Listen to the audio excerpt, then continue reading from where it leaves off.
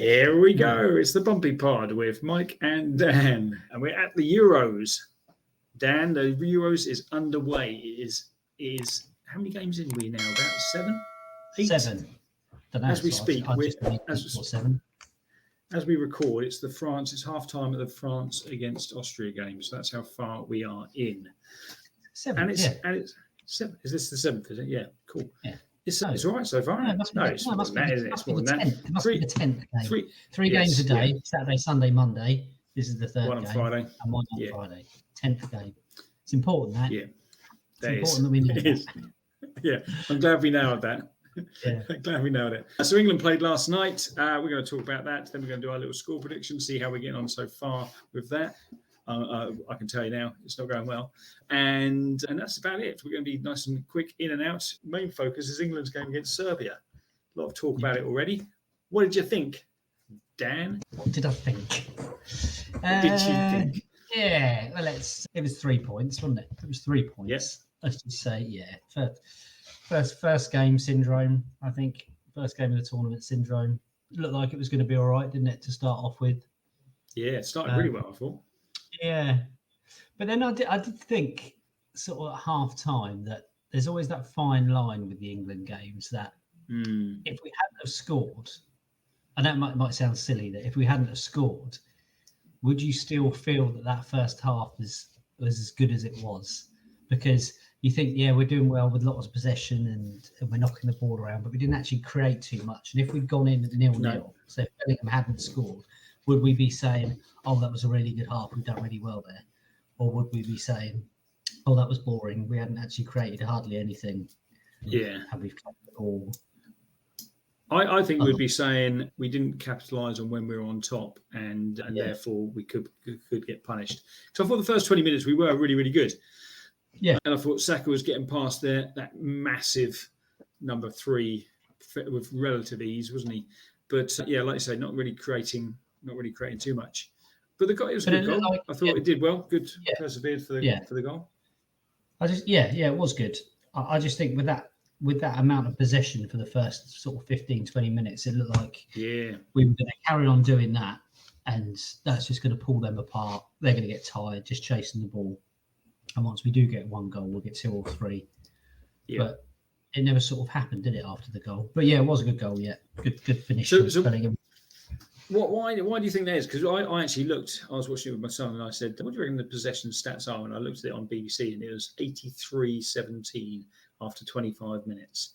But we had only had that one shot or with the goal. But why do you think that is? That obviously, Southgate has said it's a little bit kind of rustiness because they haven't played for a few weeks. Do you get that? Surely everyone's in the same boat, aren't they? Yeah, I think so. Yeah.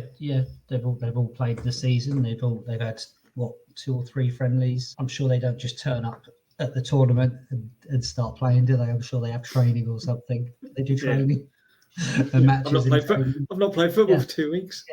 Yeah, I didn't play since the season finished. So no, I don't really. Maybe early tournament. What did you say Southgate said? What did he say? It wasn't his actual word, but it was kind of suggested that they kind of need a bit more match fitness. But it's the same for Serbia as well. Surely, they're in the same situation. Their season's finished at the same sort of time, isn't it? I think that's nonsense. I think, and this is what I would say is, and this is going to be a bit of a Southgate bash, I'm afraid, but I'm going to do it anyway. I think it's down to him. I think my son said to me at half-time, I hope Alexander-Arnold doesn't come out in the second half, or if he does, he's put him into right back and maybe done something with Walker, because he just didn't get in the game at all, did he, first half? And for him to stay until it was like 70 minutes, 70 plus minutes that he stayed on the pitch still, he could quite even 10 minutes into the second half, it was quite clear that he wasn't in the game. I thought. Should have been Paul. And we got plenty of options in that centre midfield. So why he didn't do it earlier? No, I don't get it. No, I don't know. I thought he did all right first 10 minutes or so, didn't he? I thought he was sort of controlling the ball, keeping the ball a lot, getting the ball a lot, and then after that he sort of made a couple of little errors, didn't he? And then it went downhill from there. Yeah, but it's the same with Foden. I'm surprised Foden played the whole game, really. Yeah. Especially when you had Eze or Gordon on the bench, both of whom can kind of, even if they're just carrying it out of defence, holding on to it. There's one that really typified it for me. It was around about 70, 75 minutes or something like that, and the ball was in the area, and Foden literally just hoofed it down the pitch. And I could just imagine, if he did that at City, Guardiola would have gone mental, wouldn't he? It's like, no, you don't just hoop, especially when there's no one up there anyway. It might have been different at City because you might have had Haaland running onto it, perhaps. But I think you had Kane. Kane was there about 30 yards away, just doing that slow jog that he does when he's 5 yards away from a player, and he's pretending he's jogging, but he's not actually going to make any attempt to tackle or anything. Well, here's the other thing you said about if we'd gone in at 0-0, would it have been a kind of, would we be saying it was such a good half? Had Kane's header gone in, which by the way was an exceptional save, had that gone in and we won 2-0, would we now be saying actually that's a nice, solid, comfortable 2-0 victory? And I think you'd be happy with the extra goal, but I don't think it would have made too much difference. It's not like Serbia where there was a couple of half chances for them, wasn't there? But it's not like they were battering us. There was sort of 10, 15 minutes where they got on top. But other than that, we weren't really too panicked, I don't think. No, fair dues. Here's a little stat for you. So that's one thing Southgate does do is win the opening game of tournaments. He's won every opening game of the tournament since he's been in charge. Do you know how many times in the 23 tournaments England played before Southgate, how many times we won the opening game? So he's won 4 on the bounce now. 23. So it's going to be something really stupid, isn't it? It's going to be 4. Oh, very close. 5 out of the previous 23 opening games we won. But good attempt. But that's crazy, isn't it? So you've got to say, at least from that perspective, we start the tournaments well. My concern is when we start to play the big boys. But changes, do you think it will change anything for the Denmark game, which is next up? I think. Well, he seems to be doing a lot of. I don't know whether he's on social media or something now, Southgate. But he seems to be doing what people tell him to do, don't they? Like, don't take Maguire. Pick players on form rather than put Trent in the middle. Yeah, pick players on form. So I don't know. I think Alexander-Arnold will come out. I think that might be the only change. Maybe he might take Foden out. I don't know. I think Foden would be a little bit harsher because he had a very, very quiet game, and I wonder whether that's just down to him playing left. But I wouldn't be surprised if he did come out. But those are the two likely ones. Who would you put in instead of Alexander-Arnold? Because I thought Gallagher did okay when he came on. Well, I said that why before, you really played him further forward. No. That's strange, wasn't it? No, I said last week, that I thought he might start Gallagher. Anyway, I thought he might have Gallagher and Rice in there. So maybe he'll do that just to tighten up the midfield a little bit, let Bellingham push on a bit.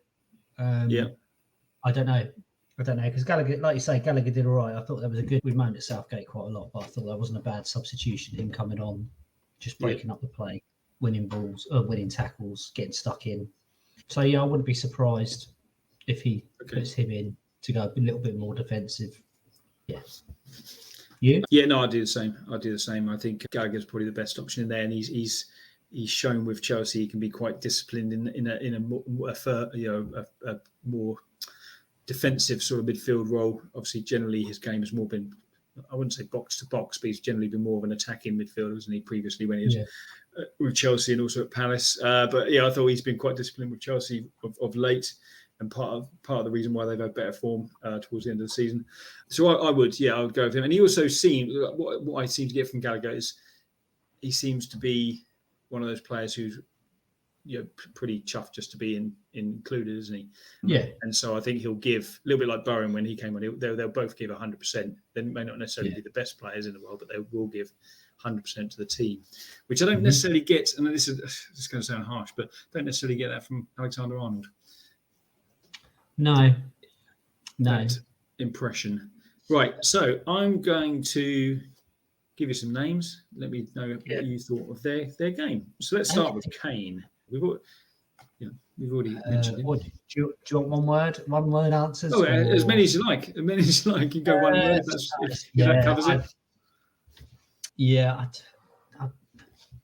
Kane's all-round play irritates me. If he's not scoring, which is obviously what he does better than most, he just looks so lazy. I just think it's just lethargic, and just when he doesn't get much of the ball, I don't know. It just irritated me a bit last night. But then again, he might get a hat trick in the next game, and everything will be all right, won't it? Yeah. Okay. So we talked about Foden, we talked about Alexander-Arnold. Here's another one, Gay. Yeah, I thought he had a good first half. Yeah, I thought he looks quite comfortable. And then there were a couple of errors.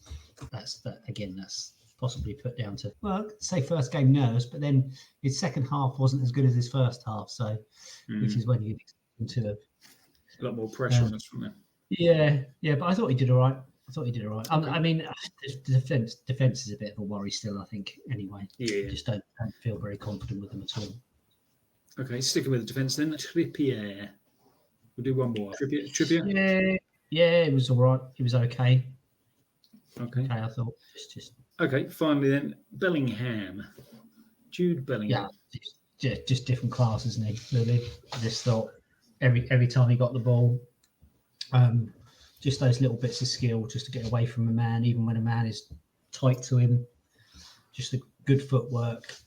Yeah, I just thought he just looked a class above, considering he's 20 years old. Yeah, it's just mad, mental, really, isn't it? I just hope that he doesn't get too silly, get a bit carried away like he did with the old chest barge.